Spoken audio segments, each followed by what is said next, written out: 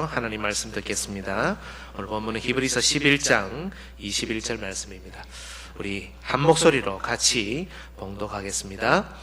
믿음으로 야곱은 죽을 때에 요셉의 각 아들에게 축복하고 그 지팡이 머리에 의지하여 경배하였으며. 아멘. 자리에 앉아주시고요. 오늘 참고 본문이 하나 있습니다. 창세기 48장 1절에서 6절 말씀 찾으셔도 좋고요. 또 화면을 보셔도 되겠습니다. 창세기 48장 1절에서 6절 우리 교독하고 제가 15절 16절을 읽도록 하겠습니다. 창세기 48장 1절 제가 먼저 봉독합니다. 이 일 후에 어떤 사람이 요셉에게 말하기를 내 아버지가 병들었다 하므로 그가 곧 두 아들 므낫세와 에브라임과 함께 이르니 어떤 사람이 야곱에게 말하되 내 아들 요셉이 내게 왔다 하매 이스라엘이 힘을 내어 침상에 앉아 요셉에게 이르되 이전에 가나안 땅 루스에서 전능하신 하나님이 내게 나타나사 복을 주시며 내게 이르시되 내가 너로 생육하고 번성하게 하여 내게서 많은 백성이 나게 하고 내가 이 땅을 내 후손에게 주어 영원한 소유가 되게 하리라 하셨더니라. 내가 애굽으로 와서 내게 이르기 전에 애굽에서 내가 낳은 두 아들 에브라임과 므낫세는 내 것이라. 르우벤과 시므온처럼 내 것이 될 것이요 이들 후에 내 소생은 내 것이 될 것이며 그들의 유산은 그들의 형의 이름으로 함께 받으리라. 15절 16절 제가 읽겠습니다. 그가 요셉을 위하여 축복하여 이르되 내 조부 아브라함과 아버지 이삭이 섬기던 하나님, 나의 출생으로부터 지금까지 나를 기르신 하나님, 나를 모든 환난에서 건지신 여호와의 사자께서 이 아이들에게 복을 주시오며 이들로 내 이름과 내 조상 아브라함과 이삭의 이름으로 칭하게 하시오며 이들이 세상에서 번식되게 하시기를 원하나이다. 아멘. 오늘 장로님 기도하셨던 대로 저는 지난 주간에 네팔 선교지를 잘 방문하고 왔습니다. 우리 노예 임원분들 그리고 그 네팔 선교지가 우리 노예 선교지입니다. 그래서 노예 선교 부원들과 함께 방문을 했고 또 우리 역시 그 선교지를 돕고 있고 또 직간접적으로 네팔은 우리에게 연결되어 있는 곳이어서 가서 한번 보고 또 어떻게 앞으로 방향을 잡고 또 어떤 일을 할 수 있을지 살피고 왔습니다. 저는 개인적으로 선교에 대한 꿈이 크고 또 지금 벌써 아프리카에서도 두 교회가 요청을 해온 그 같이 동력하고 현지 교회입니다. 요청해 온 내용물들을 제가 가지고 또 기도 중에 있습니다. 이렇게 길을 가면서 만나는 사람들, 또 함께 걷다가 보게 되는 사람들, 하나님께서 붙여주시는 사람들이 아닌가, 우리의 일거리가 아닌가 이런 생각을 하고요. 그렇게 저뿐만이 아니고 우리 모두가 또 그렇게 만나는 사람들, 또 만나는 내용들을 하나님께서 주시는 일로 또 하나님의 주시는 사명으로 생각하고 그렇게 걸으면 좋겠다 하는 마음이 있습니다. 위에서 기도해 주시고 앞으로도 또 우리의 지경이 더 넓어지도록 그렇게 동력하고 동행하면 좋겠습니다. 이제 하나님 말씀을 들을 시간인데요. 하나님 말씀을 들읍시다. 여러분 꼭 기억하십시다. 예배 시간은 우리의 시간이 아니고 물론 우리가 참여하는 시간이지만 하나님께 영광 돌리는 시간이고 오직 하나님의 말씀만 가득한 시간이 예배 시간, 설교 시간이어야 합니다. 그런 마음으로 하나님 말씀을 들어야 되겠다.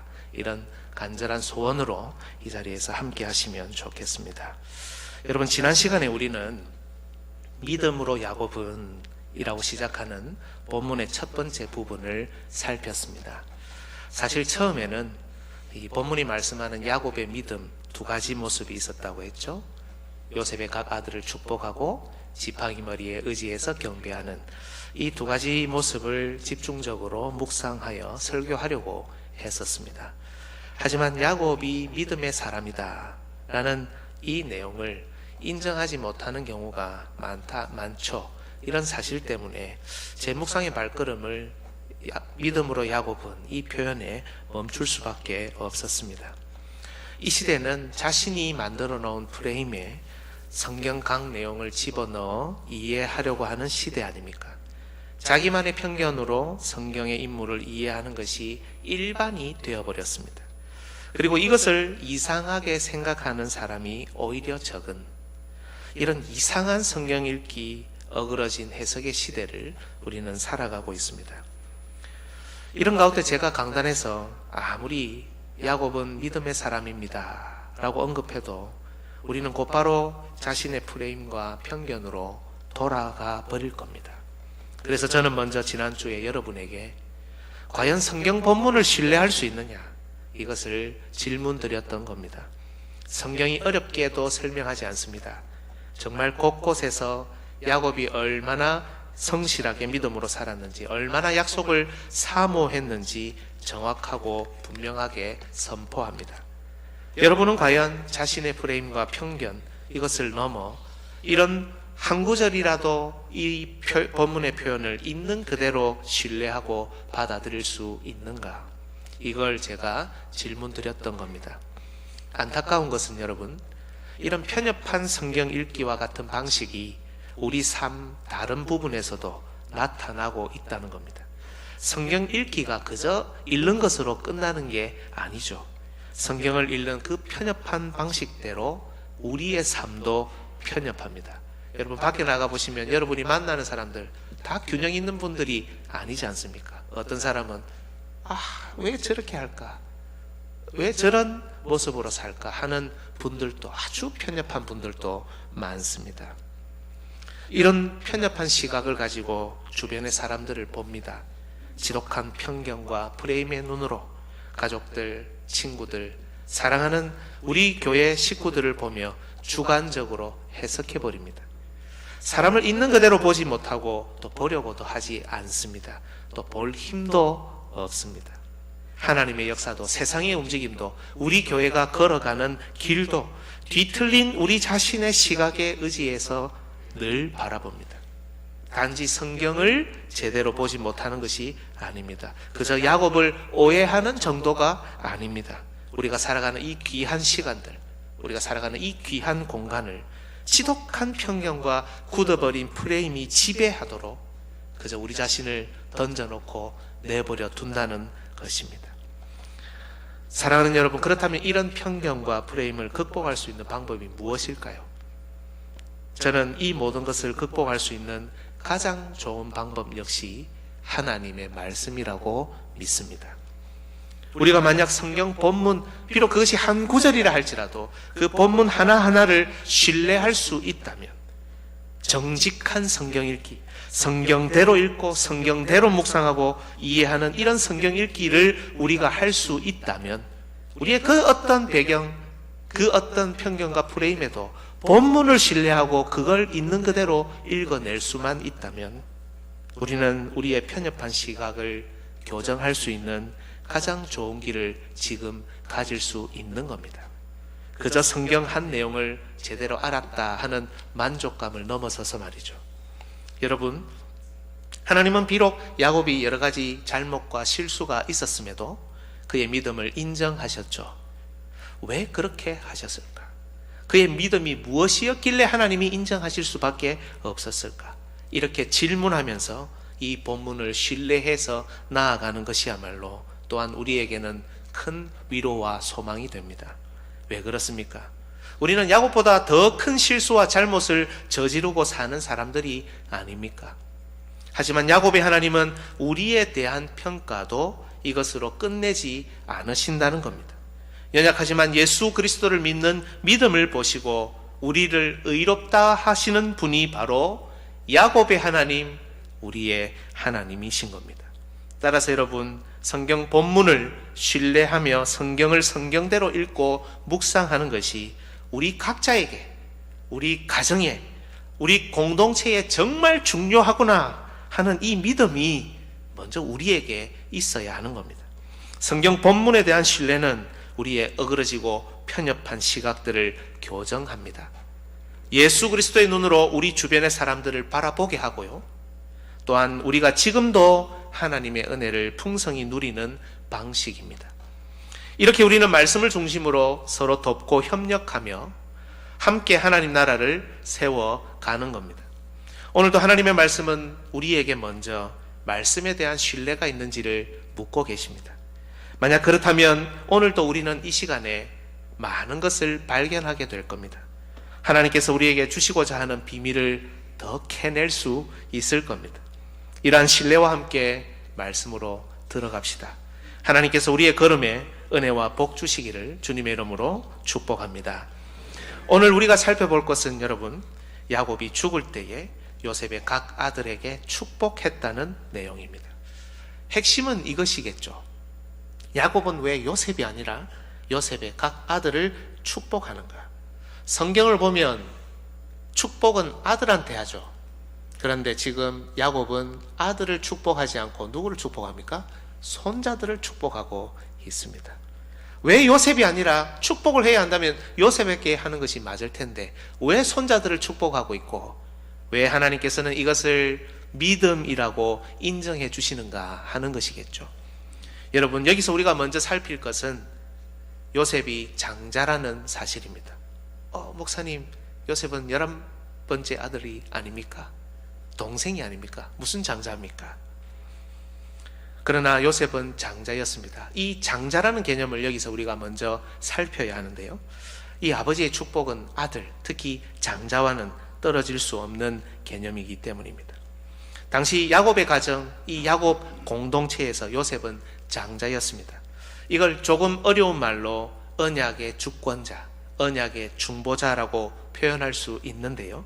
요셉이 바로 당시 가정이기도 했지만 언약 공동체였던 그 야곱 공동체를 책임지고 인도하는 장자였기 때문에 이런 의미로 이해하시면 되는 겁니다. 요셉은 자신이 장자라는 사실을 잘 이해하고 있었고 또 그렇게 살았습니다. 야곱도 이것을 잘 알고 이미 인정하고 있었죠. 일찍이 야곱은 어린 요셉을 바라보았을 때 이 요셉에게 공동체를 순결하게 책임지고 이끌 은사가 있는 것을 보고 그에게 채색옷을 입혀 장자로 삼았습니다. 채색옷은 가장 사랑하는 아들에게 다른 아들들보다 더 좋은 옷을 입혔다는 뜻이 아닙니다, 여러분. 요셉을 그 가정의 장자로, 다음 세대를 책임질 언약의 중보자, 언약의 주권자로 삼았다는 뜻입니다. 성경 문맥은 정말 정확하죠. 요 일이 있고 난 다음에 요셉은 꿈을 꿉니다. 이 꿈을 통해 아버지 야곱이 아니라 바로 하나님께서 그를 장자, 곧 언약의 주권자로 세우셨다는 것을 요셉은 확인하게 되죠. 하지만 여러분, 형들은 이것을 받아들일 수 없었습니다. 자신들보다 한참 어린 동생인 요셉이 그들의 주권자가 되고 직분자가 된다는 사실을 인정할 수 없었습니다. 그래서 그들은 요셉을 미워했고 죽이려고 했으며 결국 이방인의 손에 팔아 넘겼습니다. 그리고 야곱은 20년이 넘는 세월 동안 실제로 요셉이 죽었다고 생각하며 살아야 했습니다. 하지만 우리 하나님은 전능하신 하나님이셨습니다. 사탄의 계교가 아무리 강교하고 철저해도 하나님은 오히려 그것을 미래를 위한 준비 과정으로 삼으셨습니다. 비록 요셉은 애굽에서 엄청난 고난을 당해야 했지만 하나님께서는 마침내 그를 애굽의 통치자로 우뚝 세우셔서 야곱 공동체를 구원하셨고 이 세상 가운데 보존하셨던 것입니다. 창세기 45장 6절에서 8절 한번 보십시오. 교독하겠습니다. 이 땅에 2년 동안 흉년이 들었으나 아직 5년은 밭갈이도 못하고 추수도 못할지라 하나님이 큰 구원으로 당신들의 생명을 보존하고 당신들의 후손을 세상에 두시려고 나를 당신들보다 먼저 보내셨나니 그런즉 나를 이리로 보낸 이는 당신들이 아니요 하나님이시라. 하나님이 나를 바로에게 아버지로 삼으시고 그 온 집의 주로 삼으시며 애굽 온 땅의 통치자로 삼으셨나이다. 여러분, 여기 나오는 대로 하나님이 큰 구원으로 당신들의 생명을 보존하고 당신들의 후손을 세상에 두시려고 나를 당신들보다 앞서 애굽으로 보내셨습니다. 당신들이 아니라 하나님이 바로 나를 이곳에 보낸 분입니다. 이게 요셉의 해석이었죠. 어린 동생이었지만 요셉은 이 가정의 장자, 이들의 생명을 보존하고 이들의 후손을 이 세상 가운데 두시고 보존해 나가는 통로, 언약의 주권자로 요셉을 삼으셨다는 것을 고백하고 있죠. 요셉은 여러분, 우리처럼 자기 기분대로, 자기 감정대로, 자기 경험대로 자기에게 일어난 일을 해석하지 않았습니다. 하나님께서 그를 사용하시는 그 결대로, 하나님의 계획과 방식대로, 마치 성경 본문을 신뢰하며 성경을 성경대로 읽고 이해하는 것처럼 자신의 고난을 해석했고, 그것을 자신의 정체성으로 삼아 거기에 모든 것을 맞추었습니다. 인간적으로는 열받죠. 물론 이 내용도 성경에 나오지 않습니다, 여러분. 인간적으로는 우리가 생각할 때 화날 수 있습니다. 형들 때문에 얼마나 오랜 세월을 돌아와야 했습니까? 하지만 요셉은 하나님의 섭리와 인도를 신뢰했기 때문에 형들을 용서하는 문제도, 그리고 이 가정과 공동체가 나아가는 이 문제에 있어서도, 여기에서 자신의 역할과 사명이 무엇인지 알며 실천하는 문제에 있어서도 자기 식대로 해석한 걸 적용하는 게 아니라 하나님의 원하시는 그 결대로, 하나님이 원하시는 대로 맞추어서 실천하고 해결해 나갔던 겁니다. 이제 요셉은 아버지 야곱이 나이 많아 병들어 죽음이 임박했을 때 다른 형제들보다 먼저 아버지를 찾아갑니다. 그저 자신을 사랑했던 병들고 아픈 아버지를 마지막으로 들여다보려고 간 것 같지는 않습니다. 이 참고 본문 뒷부분을 읽어보면 분명 요셉은 아버지의 축복을 염두에 두었습니다. 성경을 보면 장자가 먼저 축복을 받죠. 비록 잘못된 선택이었긴 했지만 이삭도 나이 많아 눈이 어두워 잘 보지 못했을 때 하나님이 선택하셨던 야곱이 아닌 육신의 장자 에서를 불러서 장자의 축복을 하겠다고 말합니다. 즉 요셉은 장자로서 죽음을 앞둔 아버지를 찾아갔습니다. 야곱 역시 요셉이 장자라는 것을 과거에도 인정했고 지금 이 순간에도 인정하고 있습니다. 그러니 힘을 내어 침상에 앉아 요셉의 방문을 받아들였고 이후 나머지 아들들을 불러 각자의 분량대로 순서대로 축복했던 겁니다. 오늘 참고 본문이 창세기 48장이죠. 바로 앞 창세기 47장 끝부분을 보면 야곱은 자신이 죽은 이후 장례를 어떻게 할 것인지에 대해 요셉에게 부탁하며 맹세하게 합니다. 자신이 죽으면 가나안 땅 조상의 묘에 장사해 달라고 말입니다. 장자에게 하는 유언이죠.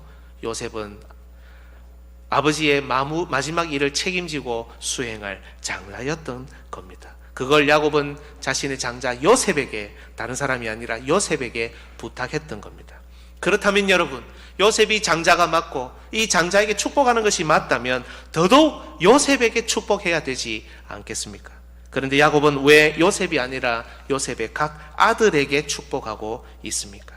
여기에는 몇 가지 중요한 시대적인 과업이 들어 있습니다.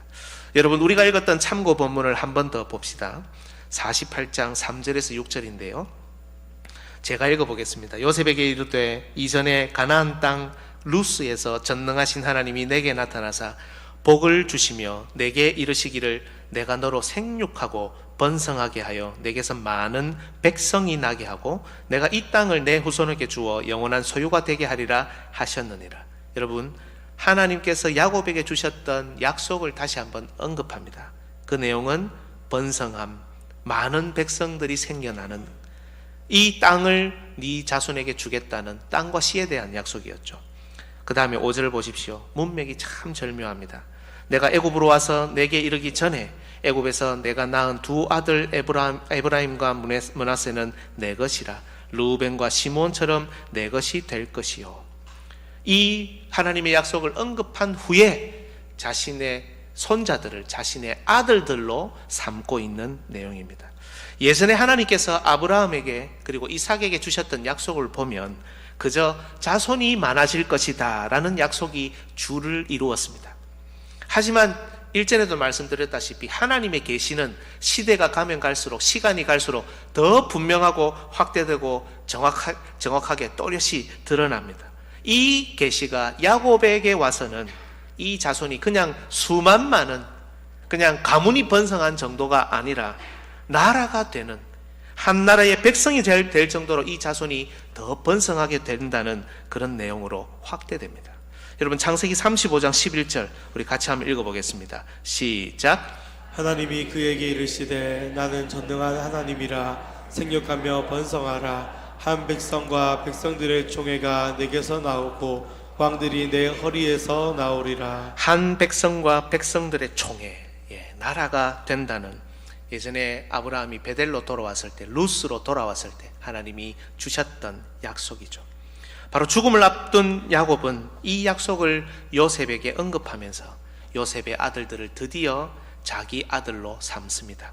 죽음 앞에서도 번성함, 나라가 되어야 하는, 정말 큰 나라가 되어야 하는, 많은 백성이 나와야 하는 이 번성함을 죽음 앞에서도 추구하겠다는 것입니다. 한평생 장자권을 사모했던, 하나님의 약속을 사모했던 그의 믿음이 다시금 죽음 앞에서 끝까지 번성함이라는 이 약속을 사모하고 실천하고 잡으려고 하는 그런 모습으로 나타난 겁니다. 나중에 보면 야곱의 약속에 대한 이런 간절함이 여러분 결국 에브라임과 므낫세를 각각 한 지파로 삼아 13지파가 되죠. 남은 레위 지파를 이스라엘의 제사장 지파로 세우게 된다는 것을 알 수 있습니다. 야곱의 이 약속에 대한 간절한 소망이 나중에 보니까, 본인은 그때 몰랐을 수 있습니다. 그저 많은 지파가 있어야 되고 번성해야 하니까 데리고 왔을 수 있지만, 나중에 보니 이것이 이스라엘의 영적인 질서를 세우는 사전 작업이 되었던 겁니다. 하지만 이것은 여러분 눈에 보이는 대로 아무나 자기 아들로 삼아 그 수만 늘려보겠다는 그런 축복의 행위가 아닙니다. 요셉의 아들들을 자기 아들로 삼았다는 것은 여러분 요셉을 어떻게 대한다는 겁니까? 손자들을 아들로 삼았다면 그 손자들의 아버지인 요셉은 무엇이 됩니까? 자신의 형제의 반열에 올라가는 겁니다. 자신의 형제, 자신의 동생으로 요셉을 올린다는, 격상시킨다는 의미입니다. 바로 요셉을 야곱 자신의 자리에 올려 이 언약 공동체 안에서의 요셉의 장자권, 언약 주권자로서의 그의 위치를 견고하게 하겠다는 뜻입니다. 그렇다면 야곱은 왜 죽음 앞에서 이 일이 있어야 한다고 믿었을까요? 바로 공동체가 처해 있었던 연약한 상황 때문입니다. 공동체가 걸어왔던 잘못된 역사 때문입니다. 이 공동체가 과거에 범했던 범죄 때문입니다. 이 가운데 야곱 자신의 미숙함 때문입니다. 여러분, 지금 야곱은 죽음 앞에서 요셉에게 하나님의 약속을 다시 한번 언급하고 있죠. 땅과 씨라는 하나님의 약속을 언급하며 이 약속이 반드시 성취될 것을 믿고 있습니다. 하지만 그가 죽은 후에 남겨질 이 공동체는 너무나 연약한 공동체입니다. 과거 이 공동체는 언약의 주권자를 받아들이지 않았습니다. 요셉의 장자권을 인정하지 않았습니다. 혈통의 문제가 목에 딱 걸려서, 그 육신의 순서, 그 연차의 순서가 목에 딱 걸려서 하나님의 약속을 삼켜 소화시키지 못했던 겁니다. 앞서 살폈던 요셉의 고백처럼 이 공동체는 오직 언약 중보자를 통해 보호받아야 합니다. 이 공동체는 오직 언약의 주권자를 통해 구원을 맛볼 수 있습니다. 하지만 과거의 요셉은 장자로서, 언약의 주권자로서의 그의 위치가 견고하지 못했고 야곱이 제대로 세우지 못했죠. 그래서 이 공동체는 결국 극심한 죄에 노출되었던 겁니다. 여러분, 성경의 문맥은 정말 정확합니다. 창세기 37장에서 요셉이 형제들에 의해, 그 공동체에 의해 거부되고 배척받고 팔려가자 창세기 38장 무슨 사건이 일어납니까? 유다와 다말, 이 공동체 안에 엄청난 죄의 문제가 밀려 들어와 있음을 우리에게 보여주는 겁니다. 이런 극심한 죄로 인해 이 공동체는 마치 죽은 것처럼 중보자와 주권자가 없는 사망의 노예로 살아야 했던 것입니다. 야곱은 죽음 앞에서 하나님 계시에 대한 과거 자신의 미숙한 대응을 기억하고 있습니다. 요셉의 위치를 분명하게 세우지 못해 무너졌던 공동체의 아픈 역사와 죄악을 기억하고 있습니다. 그리고 연약한 모습으로 애굽이라는 세상 가운데 머물고 있는 이 공동체의 상태를 염두에 둡니다. 이 공동체는 비록 하나님의 약속은 받았지만 이 약속의 성취로부터 아직도 멀리 있습니다. 연약한 공동체입니다. 뒤에 이어지는 야곱의 아들들에 대한 축복을 보면 야곱의 아들들 중 유력한 자들이 저주를 피할 수 없을 만큼 이들은 연약한 상태였던 겁니다. 이런 가운데 야곱은 장자인 요셉을 축복하는 것이 아니라 그의 손주들을 축복합니다. 여러분, 우리가 오늘 마지막으로 읽었던 창세기 48장 15절 다시 한번 보십시오. 그가 요셉을 위하여 축복하여 이르되 내 조부 아브라함과 아버지 이삭이 섬기던 하나님, 나의 출생으로부터 지금까지 나를 기르신 하나님. 손주들을 축복하는데 누구를 위한 축복이라고요? 요셉을 위하여 축복하되. 요셉을 위한 축복입니다. 이 축복에서 요셉은 배제되지 않습니다. 오히려 그의 언약적인 위치가 견고하게 섭니다. 그의 손자들을 축복하면서 야곱은 요셉을 자신의 위치에 올려 자신이 죽은 이후에도 이 연약한 공동체가 범죄를 되풀이하지 않고 잘못된 역사를 이어가지 않고 미숙한 대처를 되풀이하지 않고 하나님의 약속을 사모하면서 앞을 향해 나아갈 수 있도록 길을 열고 있는 겁니다. 바로 이 순간에 야곱의 믿음이 드러납니다. 여러분, 지난날의 믿음 생활의 실수를 되풀이하지 않는 것, 여러분, 믿음이 없으면 못하지 않습니까? 믿음이 견고하지 않으면 또 실수를 되풀이하는 것이 우리지 않습니까? 우리 공동체가 다시는 범죄에 노출되지 않고 잘못된 역사를 이어가지 않고 되풀이하지 않는 것, 여러분, 우리의 믿음이 영적으로 푸르지 않으면 어려운 일입니다. 연약한 공동체, 그것이 가정이든 그것이 교회든 우리 공동체가 어디로 나아가는지 이해하고 안내하는 것, 여러분, 믿음이 없으면 불가능한 일이지 않습니까? 무엇보다 우리의 주권자이신 예수 그리스도께서 교회의 머리이신 이 위치를 견고하게 인정하고 신뢰하는 것, 여러분, 이건 믿음이 없으면 결코 일어날 수 없는 겁니다. 야곱이 죽을 때에 요셉이 아닌 요셉의 각 아들에게 축복한 것은 바로 언약의 최종 주권자로 오신 예수 그리스도를 비록 보이지는 않지만 멀리서 바라보고 그에게 모든 것을 맡기는 믿음이었던 것입니다. 주 안에서 사랑하는 성도 여러분, 하늘에 계신 우리 아버지께서는 자신의 사랑하는 아들을 멀리 보내셨습니다. 야곱은 요셉을 잃어버렸지만 의도하지 않았고 갑자기 일어난 일로 잃어버렸지만 우리 아버지는 자신의 독생자를 사지로 내모셨습니다. 예수님의 형제요 동생들인 우리가 예수님을 언약의 주권자로 받아들이지 않고 머리로 모시지 않고 배척했기 때문입니다. 예수님을 죽인 것은 다른 사람이 아니라 바로 우리들이었습니다. 아버지는 독생자를 애굽과 같은 타락한 세상 속에서 오랜 기간 동안 고통받게 하셨습니다. 요셉은 실제로 죽지 않았지만 예수님은 실제로 죽임까지 당하셨습니다. 하지만 하늘에 계신 아버지께서는 이 죽음을 이기고 부활하신 승천하신 그리스도에게 하늘과 땅의 모든 권세를 주셨습니다. 마태복음 28장 18절 우리 같이 읽겠습니다. 예수께서 나와 말씀하여 이르시되 하늘과 땅의 모든 권세를 내게 주셨으니, 하늘과 땅의 모든 권세를 주신 하늘에 계신 우리 아버지께서는 과거 아버지 야곱이 세상의 통치자였던 아들 요셉을 언약 공동체의 주권자로 견고하게 세우셨던 것처럼 독생자 예수 그리스도를 온 세상의 왕이실 뿐 아니라 온 교회의 머리로 삼으셨습니다. 에베소서 1장 20절에서 22절 그의 능력이 그리스도 안에서 역사하사 죽은 자들 가운데서 다시 살리시고 하늘에서 자기의 오른편에 앉히사 모든 통치와 권세와 능력과 주권과 이 세상뿐 아니라 오는 세상에 일컫는 모든 이름 위에 뛰어나게 하시고 또 만물을 그의 발 아래에 복종하게 하시고 그를 만물 위에 교회의 머리로 삼으셨느니라. 주 안에서 사랑하는 화명중앙교회 성도 여러분, 우리에게 있어 예수 그리스도의 위치는 어디입니까? 그리스도는 과연 여러분의 가정과 우리 교회의 머리이십니까? 교회의 머리 되신 그리스도. 여러분, 이것을 부인할 사람은 아무도 없습니다. 앞서 우리가 언약의 확인을 통해서 확인했던 것처럼 전능하신 하나님, 우리의 아버지가 전능하시다는 사실을 부인할 사람은 이 자리에는 적어도 없지 않습니까? 그리스도께서 교회의 머리가 되신다는 사실을 부인할 사람이 누가 있습니까? 그러나 여러분, 이 일들이 지금도 얼마나 많이 일어납니까? 예수님은 우리의 머리가 맞습니다라고 말은 하지만 실제 삶에서는, 실제 우리의 교회 생활에서는, 실제 우리의 말과 행동에 있어서는 그리스도께서 전혀 우리의 머리가 되지 못하는 일이 얼마나 많이 일어납니까?